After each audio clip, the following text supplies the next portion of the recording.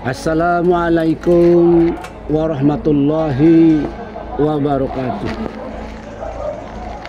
Alhamdulillahirabbil alamin. Allahumma shalli ala Muhammad. Allahumma shalli ala Sayyidina Muhammad. Allahumma shalli ala Sayyidina Muhammad wa ala ali Sayyidina Muhammad. Rabbi shrah li sadri wa yassir li amri wahlul 'uqdatam min lisani yafqahu qawli. Amma ba'd. Para pemirsa Ramadan yang saya hormati, bertemu lagi kita dalam periode ke-10 yang ketiga, di mana pada hari ini kita masih melakukan ibadah puasa yang ke-23 hari. Untuk itu, mari kita manfaatkan momen-momen ini. Di bulan Ramadan ini adalah bulan yang sangat penuh berkah. Bulan di mana dosa-dosa kita insya Allah diampuni oleh Allah Subhanahu wa Ta'ala. Para pemirsa Ramadan yang saya hormati, dalam kehidupan kita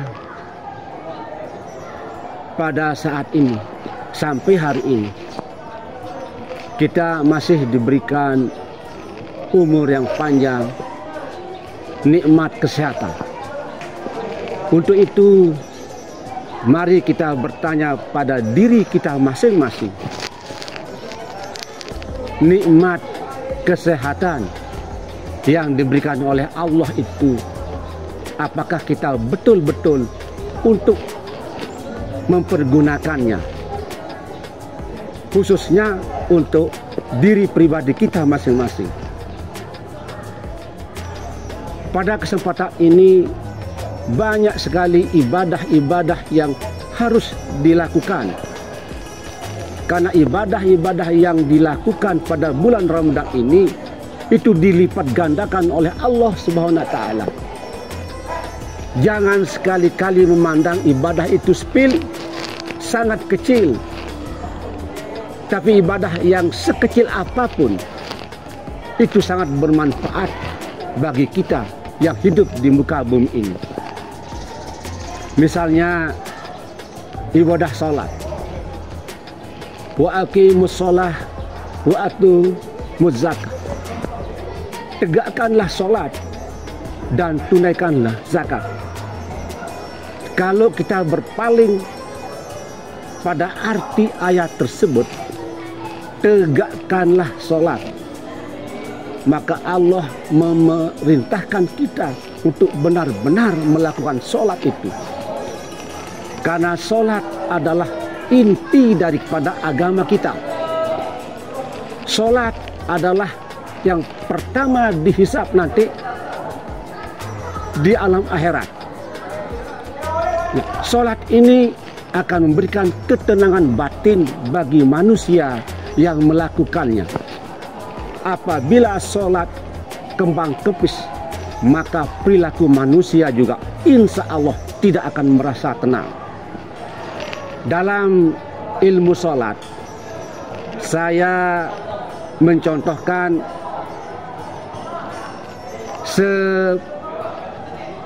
sepelepah daun kelapa, di mana pelepah daun kelapa saya misalkan sholat, sedangkan daun kelapa yang melekat pada pelepahnya saya misalkan sebagai ibadah-ibadah kita yang lainnya. Apabila kita sebagai hamba Allah tidak melakukan sholat, maka ibadah-ibadah yang lain, sebanyak apapun ibadah-ibadah yang lain, itu tidak ada artinya. Kenapa demikian? Karena pada sholat itulah nanti tempat dilekatnya ibadah-ibadah yang lain. Mungkin ibadah puasa, atau mungkin kita melakukan sholat tarawih, atau mungkin kita pernah membantu teman-teman atau sahabat-sahabat kita. Nah, ibadah-ibadah itu nanti akan melekat pada sholat kita. Bagaimana misalnya nanti pada saat di yaumul hisab, yang pertama kali dihisab adalah sholat kita. Sementara pada saat kita lahir sampai masuk liang lahat, kita sama sekali tidak pernah yang namanya melakukan sholat.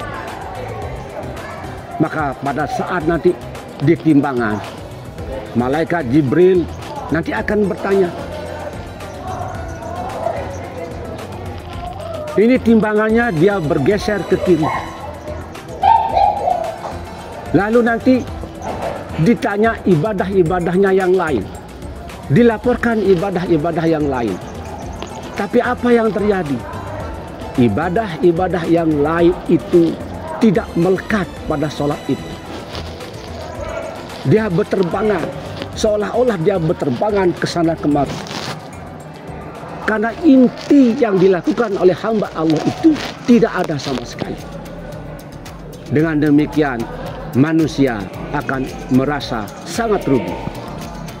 Untuk itu, para pemirsa Ramadan, sebelum lebih jauh kita menemukan hal-hal yang demikian, sebelum lebih jauh kita masuk ke lubang kubur, maka lewat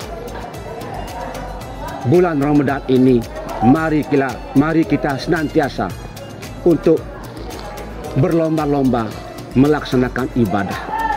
Jangan dilupakan sama sekali ibadah, yaitu sholat. Karena sholat adalah inti daripada ibadah manusia.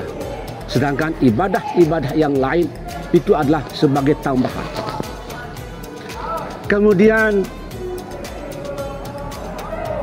pada saat bulan Ramadan seperti sekarang ini, kesempatan kita sebagai hamba Allah untuk bisa mensucikan diri, yaitu dengan membayar zakat.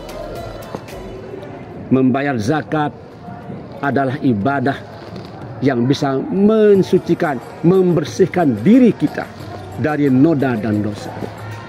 Alhamdulillah, Allah sebenarnya sudah memberikan fasilitas yang sangat banyak terhadap kehadiran manusia di muka bumi.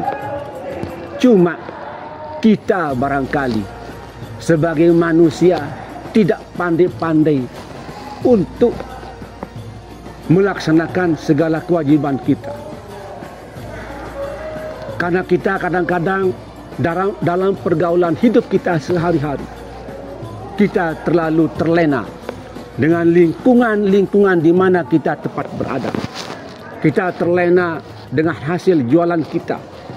Kita terlena dengan harta yang begitu banyak. Kita terlena dengan kesibukan-kesibukan yang lain. Sementara perhatian kita terhadap ibadah-ibadah tidak ada sama sekali. Maka manusia pada saat itu berada dalam posisi yang sangat rugi sekali. Bayangkan saja, bagaimana misalnya sebelum ajal menjemput hamba Allah, apa yang terjadi? Maka nanti akan terjadi penyesalan-penyesalan yang luar biasa. Semua makhluk hidup, khususnya untuk manusia, apabila memasuki liang lahat, maka akan terjadi penyesalan di situ. Dari tingkat para ulama sampai hamba Allah yang sekecil-kecilnya, yang tidak pernah melakukan ibadah-ibadah dan sebagainya, itu akan mengalami penyesalan-penyesalan. Contoh, di muka bumi, pada saat kita berada di dunia, kita selalu melakukan segala amal ibadah kita atau ibadah-ibadah yang rutin. Begitu dipanggil oleh Allah Subhanahu wa taala, terjadi juga penyesalan. Apa penyesalannya? Karena ibadah-ibadah yang pernah dilakukan pada saat di muka bumi, pada saat hidup,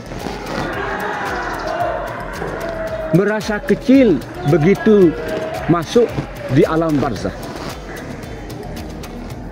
Mereka merasa bahwa amalan-amalan yang sudah dikerjakan di atas dunia itu tidak seberapa. Maka begitu masuk di alam kubur menyesal karena tidak banyak amalan-amalan ibadah yang dilakukan. Apalagi misalnya hamba-hamba Allah yang tidak pernah sama sekali menyentuh namanya ibadah sholat atau melakukan amalan-amalan yang lainnya. Bagaimana nantinya penyesalan mereka pada saat masuk di alam kubur? Sungguh luar biasa, mengerikan, dan tidak pernah ditemukan di atas dunia selama hidupnya. Ingat, di alam barzakh ada dua, nikmat dan mengerikan. Kalau manusia pandai-pandai untuk menyadari dirinya pada saat di muka bumi, alhamdulillah segala ibadah dilaksanakan, maka begitu masuk di alam barzakh selamat. Tapi kalau seandainya manusia di atas bumi ini selalu melakukan kemaksiatan, maka insya Allah mengerikan sampai di alam akhirat. Para pemirsa Ramadan yang saya hormati, kesempatan baik Allah sudah memberikan kepada kita semuanya. Marilah kita berlomba-lomba untuk itu.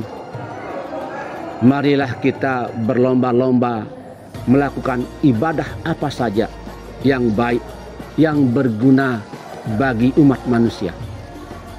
Karena ibadah yang sangat kecil juga sangat bermanfaat untuk hari kemudian.